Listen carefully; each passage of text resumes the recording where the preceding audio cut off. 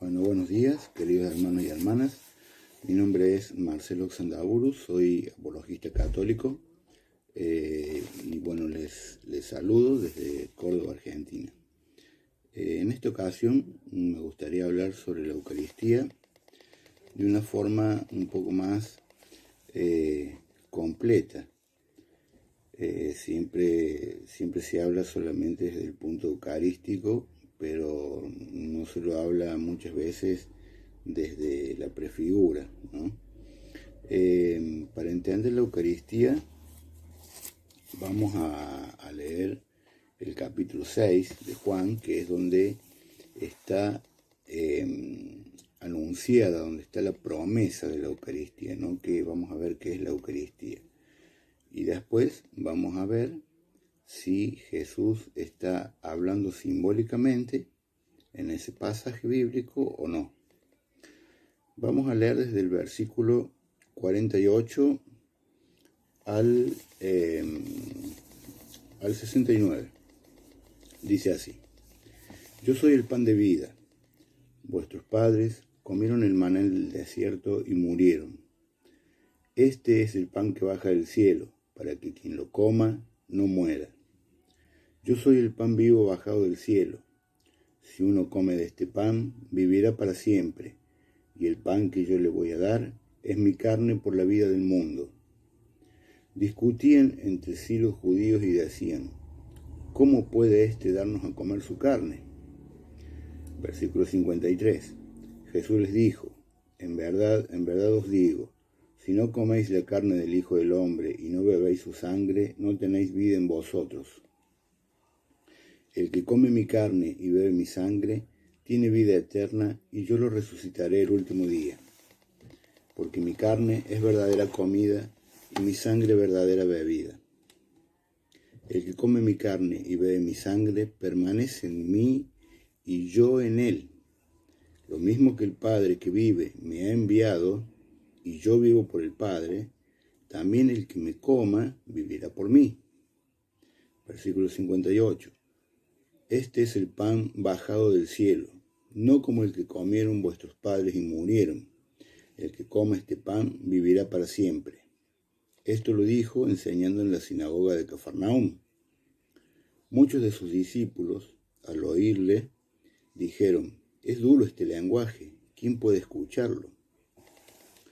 Pero sabiendo Jesús en su interior que sus discípulos murmuraban por esto, les dijo: ¿esto os escandaliza? Y cuando veáis al Hijo del Hombre subir a donde estaba antes, el Espíritu es el que da vida, la carne no sirve para nada. Las palabras que os he dicho son espíritu y son vida. Pero hay entre vosotros algunos que no creen, porque Jesús sabía desde el principio quiénes eran los que no creían y quién era el que lo iba a entregar. Y decía: por esto os he dicho que nadie puede venir a mí si no se lo concede el Padre. Versículo 66. Juan 6:66.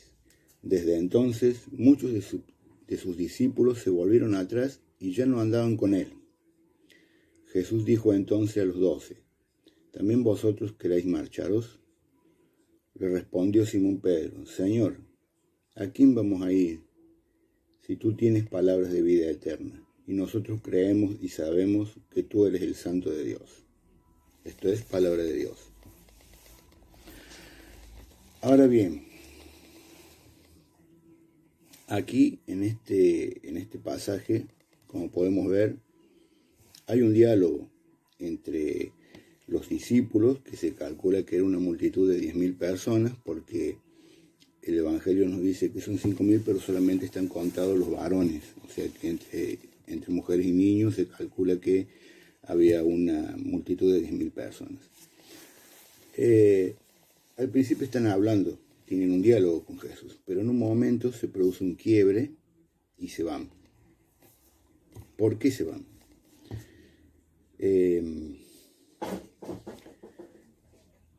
Ellos entendían que Jesús estaba hablando de manera simbólica, entendían los judíos que estaban ahí.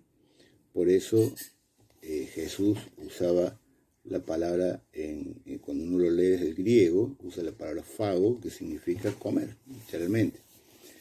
Pero comer es una palabra muy amplia, o sea, es como comer, devorar, significa, y es como si uno dijera, me devoré la Biblia o me devoré el Evangelio de Juan en 1 hora, por ejemplo, ¿no? Entonces, era algo que se lo podía interpretar también de manera simbólica. Pero en un momento, aquí la palabra es clara, dice que Jesús sabía lo que los que lo iban a aceptar, sabía lo que estaban pensando, y les hace énfasis en algo.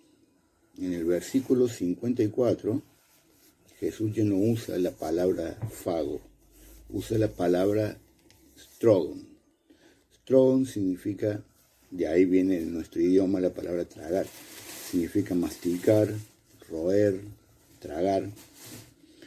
Entonces, en ese momento los discípulos se dan cuenta que Jesús no estaba hablando de forma simbólica. Ahí comprenden que estaba hablando de forma literal.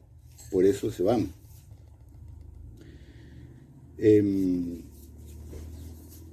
Jesús siempre habló de muchas formas, muchas veces habló de manera simbólica, muchas veces habló de manera literal, pero Jesús nunca tuvo problema de cuando habló de manera simbólica. Cuando Jesús dijo, por ejemplo, en Juan 17, que Él era la puerta, o en Juan 19, que Él era la puerta, la gente entendió que estaba hablando simbólicamente, por eso se quedó y siguió escuchando, no lo dejó. Si la gente hubiera pensado que estaba hablando de manera literal, se hubiera ido, hubiera dicho, este hombre se volvió loco, no podemos seguir a una persona así. Se hubiera retirado, como pasó en Juan 6, pero no lo hizo, se quedó porque entendía que estaba hablando de manera simbólica. Cuando Jesús en Juan 15, 5 dijo, yo soy la vid, la gente lo entendió así. Entendió que estaba hablando de manera simbólica, por eso se quedó. Imagínense si la gente ahí hubiera pensado que estaba hablando de forma literal, ¿qué hubiera pasado? No, ¿cómo vamos a ir un hombre que se cree una planta y que nosotros nos cree parte de esa misma planta? Se hubieran ido, eso era lo lógico, pero la gente se quedó porque entendió que estaba hablando de manera simbólica. Jesús siempre que habló de manera simbólica, fue para transmitir una idea, un mensaje, una enseñanza, y nunca tuvo problema con eso. El problema siempre lo tuvo cuando habló de manera literal, como por ejemplo en Marcos 2:28, cuando dice que Él es Señor del sábado. Los judíos se pusieron locos, ¿cómo que Señor del sábado?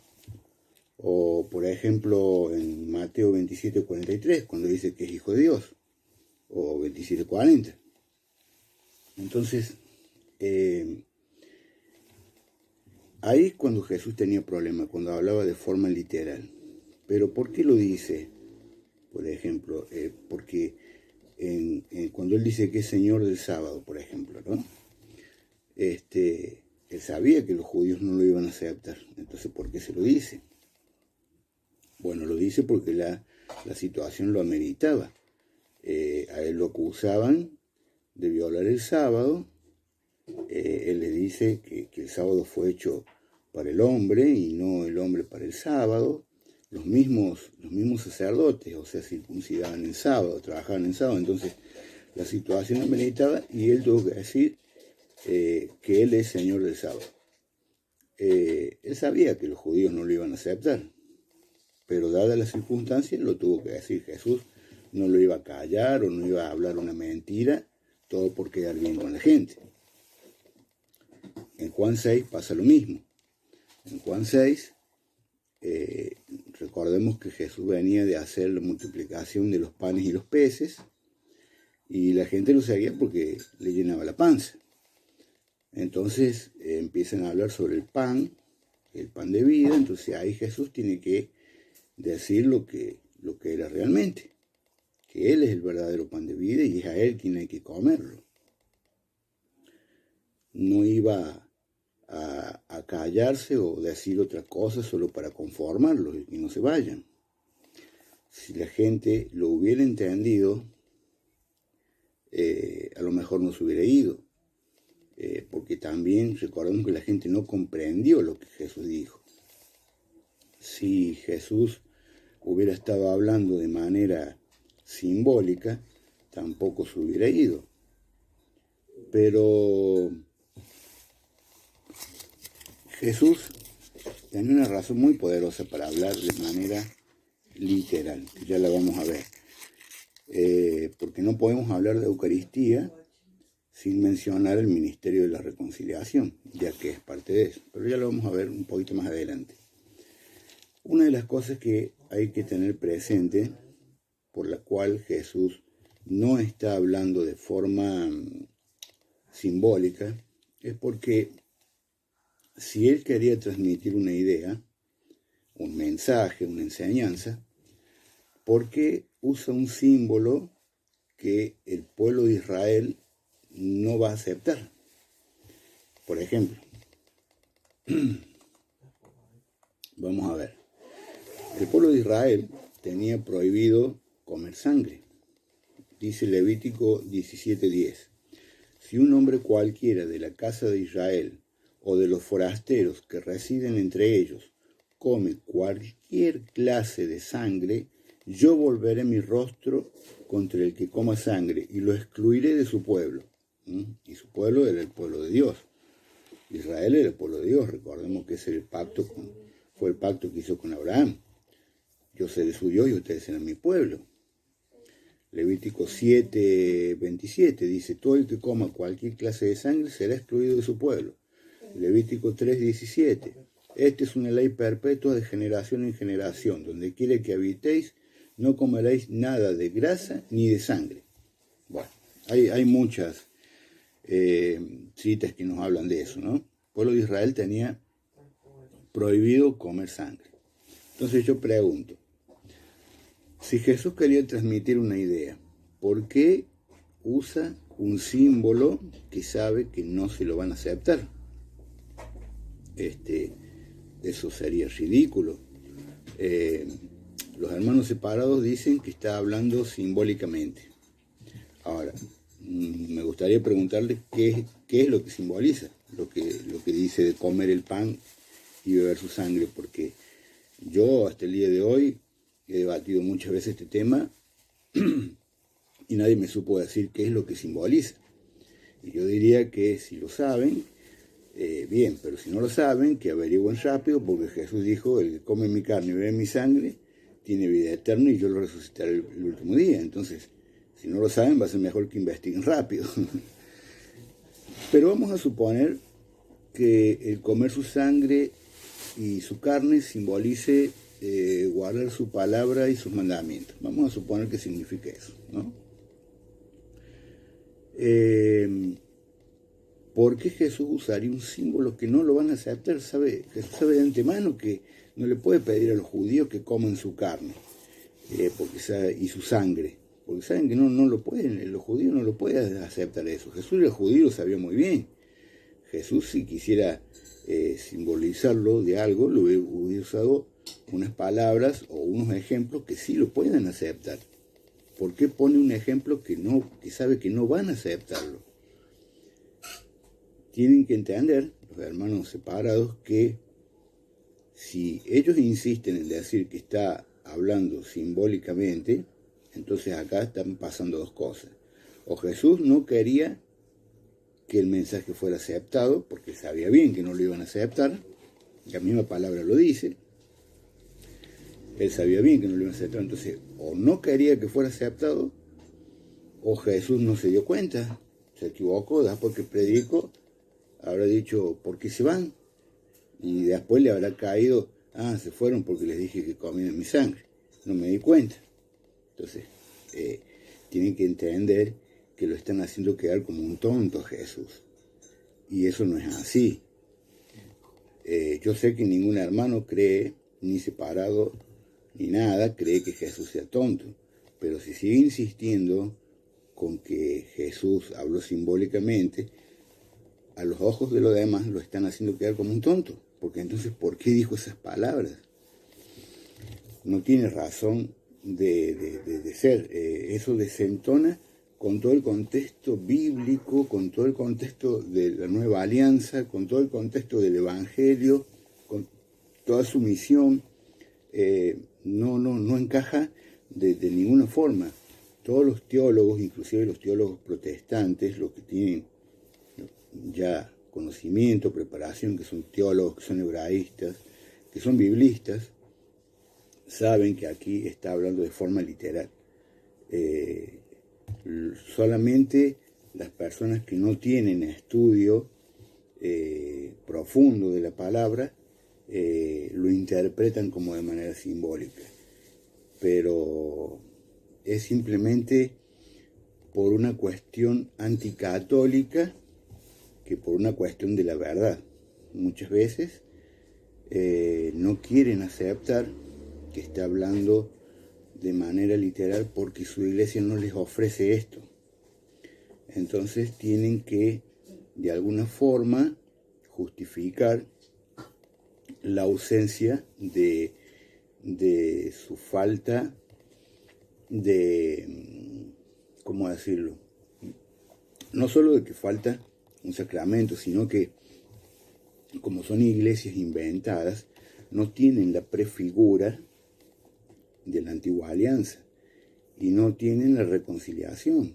Entonces, aceptar esto implica aceptar que su iglesia no salva, no ofrece la salvación. Entonces, la mayoría de la gente, de los hermanos separados, no quieren aceptarlo por eso, pero si ellos mismos hacen un análisis, no hace falta, mire que no hace falta que sea muy profundo el análisis, simplemente con tener un poquito de sentido común, uno se da cuenta de que no puede estar hablando de forma simbólica.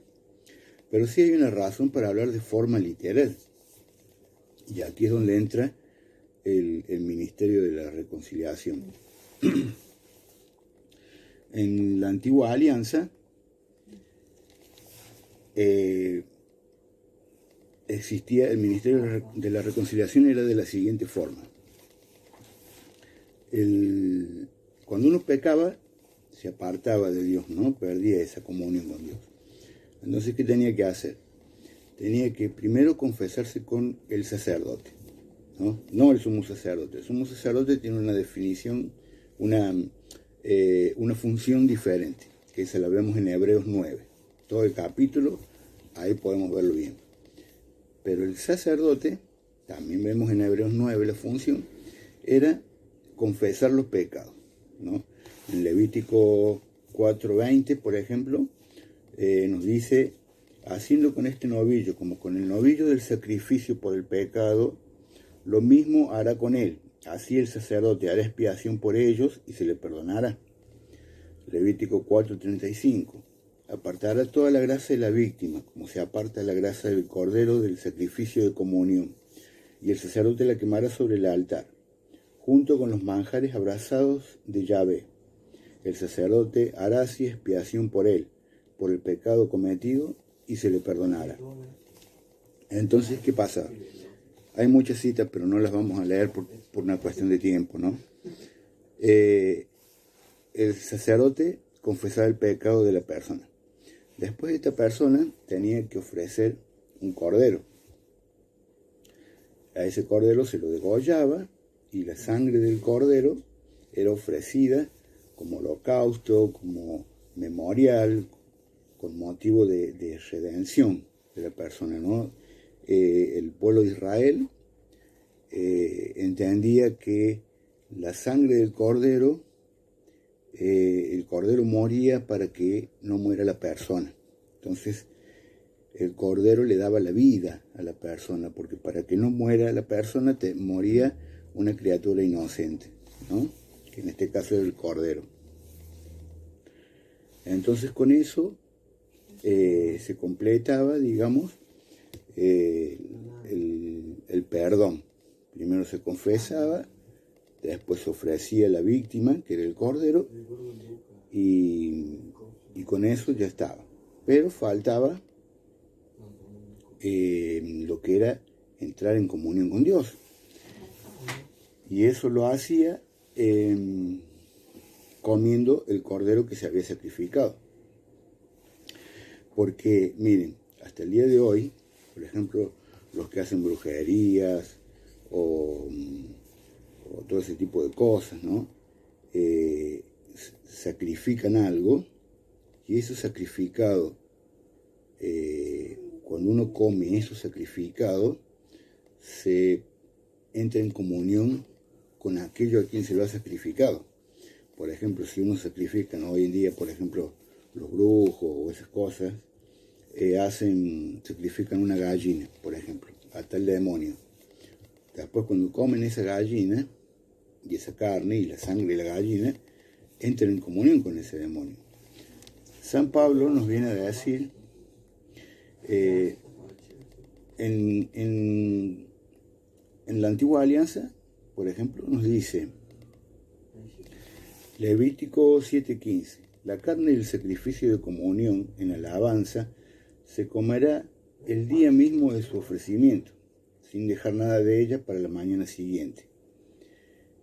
Si se ofrece la víctima en cumplimiento de un voto o como ofrenda voluntaria, se comerá el mismo día en que ha sido ofrecida, y lo que sobre se deberá comerse el día siguiente.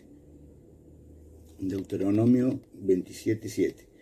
Allí también inmolarás sacrificios de comunión, comerás y te regocijarás en presencia de Yahvé tu Dios. Deuteronomio 12:27.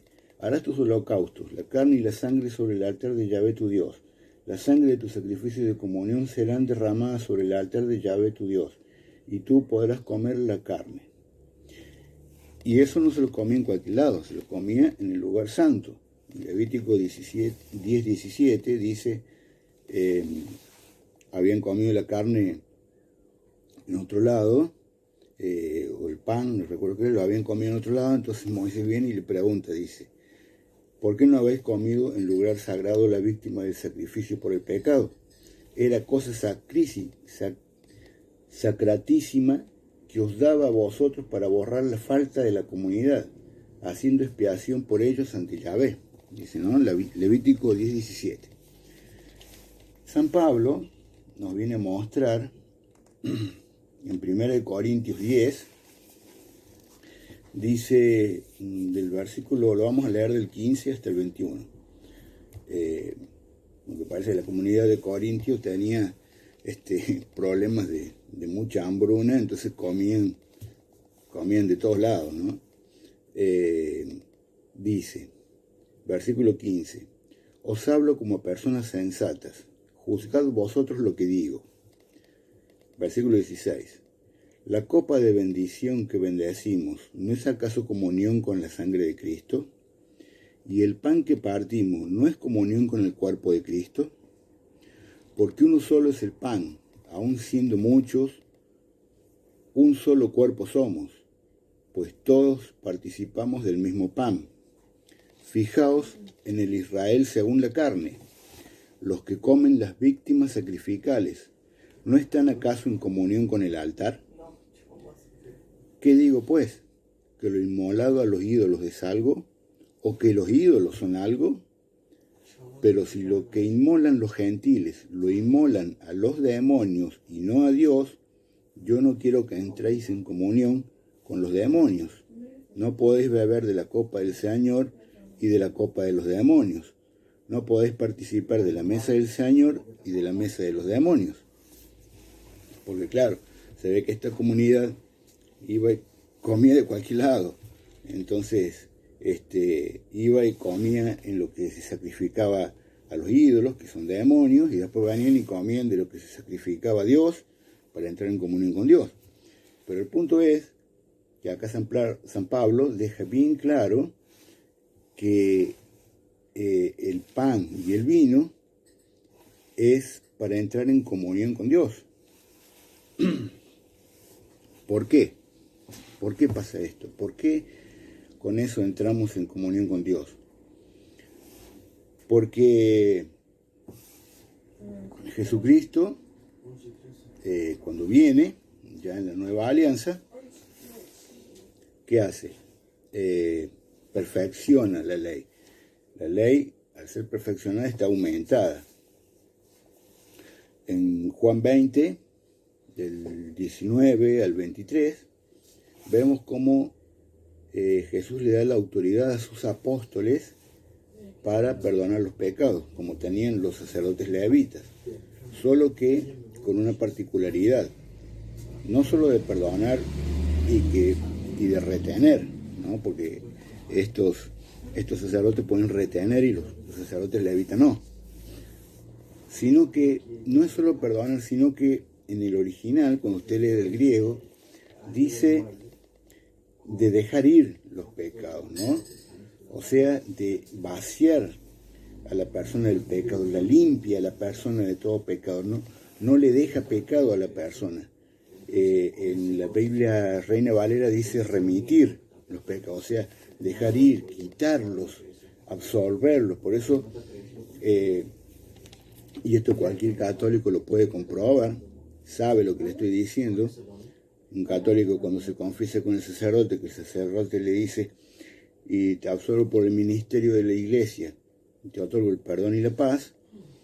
Uno cuando es perdonado, siente como si le hubieran sacado una mochila de 20 kilos, se siente más liviano, y eso cualquier católico o el que haya sido católico y se haya confesado con un sacerdote lo puede corroborar.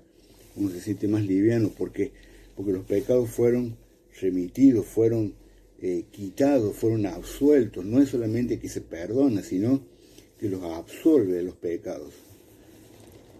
Entonces la ley por un lado la perfecciona así, siempre aumentando la ley. Cuando es perfeccionada es aumentada la potestad de la persona. Después Jesús se ofrece como cordero. Ya no tenemos que matar a un animal. Pero ¿cómo entramos en comunión? ¿Cómo entramos en comunión? Porque si Jesús es el cordero, ¿cómo comemos el cordero? Entonces, la clave está en Juan 6:51, creo que es, donde dice: y el pan que les daré es mi carne. ¿Qué carne? La carne del cordero. Fíjense que dice: y el pan que les daré. Si leemos Lucas 22:19, en la Santa Cena, Jesús dice: tomó el pan, dio gracias y lo partió y les dio diciendo: esto es mi cuerpo. Es mi cuerpo. No dice simboliza mi cuerpo o representa mi cuerpo. Dice: es mi cuerpo, que por vosotros es dado. Haced esto en memoria de mí, o sea, en sacrificio mío. Memoria o memorial en la Biblia significa sacrificio, holocausto, que ya lo vamos a ver. Lucas 22:20. De igual manera, después que hubo cenado, tomó la copa diciendo: esta copa es el pacto en mi sangre, que por vosotros se derrama. San Pablo, en 1 Corintios 11, seguía teniendo el problema de que todos comían sin respetar nada. Dice en el versículo 20: cuando os reunís pues en común, eso no es comer la cena del Señor, porque cada uno come primero su propia cena, y mientras uno pasa hambre, otro se embriaga. ¿No tenéis casa para comer y beber? ¿O es que despreciáis a la iglesia de Dios y avergonzáis a los que no tienen? ¿Qué voy a deciros? ¿Alabaros? En eso no los alabo. Porque yo recibí del Señor lo que os transmití, que el Señor Jesús, la noche en que era entregado, tomó pan, dando gracias, lo partió y dijo: este es mi cuerpo que se entrega por vosotros. Haced esto en memoria mía, o sea, en sacrificio mío. Asimismo, tomó el cáliz después de cenar, diciendo: esta copa es la nueva alianza en mi sangre. Cuantas veces la bebiereis, hacedlo en memoria mía.